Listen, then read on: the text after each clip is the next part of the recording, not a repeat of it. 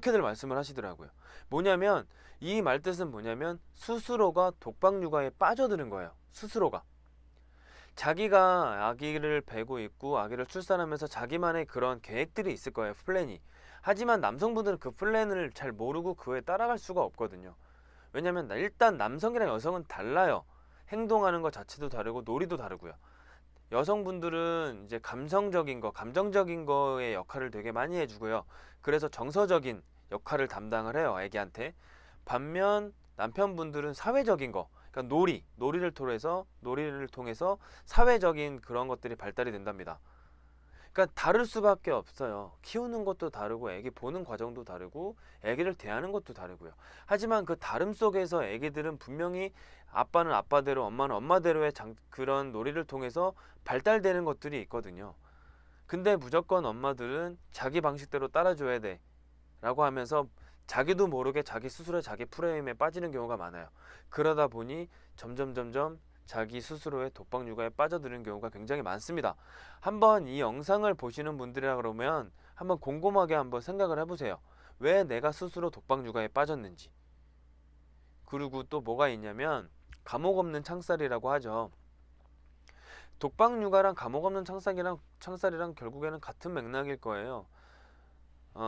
왜 그럴까요? 일단 남편분들은 그 우리나라의 사회 구조상 가정들은 일단 밖에 나가서 돈을 벌어야 되죠. 그래서 내 가정, 내 가족을 지켜야 되죠.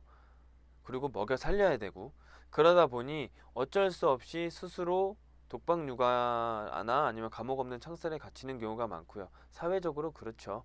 그리고 또 하나는 뭐냐면 본인이 일하고 싶은에도 불구하고 누군가가 아기를 봐줄 사람이 없어요. 그러기 때문에 스스로 감옥 없는 창살에 갇혀 있는 경우가 많고, 그리고 남의 손에 맡기는 것보다는 자기가 자기 스스로 아기를 보는 게 더 낫다. 뭐 예전에 그런 뉴스가 있었죠. 소초 어디에서 그 아기를 맡아주는 베이비시터를 들였는데 아기를 갖고 도망갔다. 뭐 그런 뉴스들을 접해 보셨을 거예요.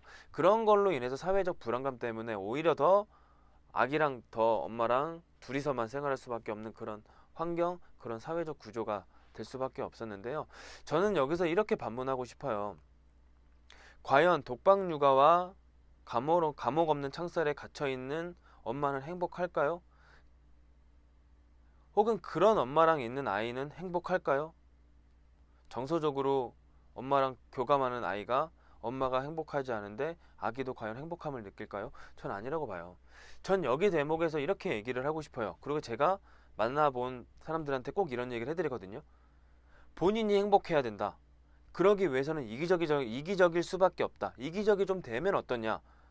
인생은 결국에는 나의 행복을 찾아가는 거고 나의 행복을 위해서 사는 거지 나 아기나 아니면 남편을 행복하게 위해서 사는 건 아니거든요.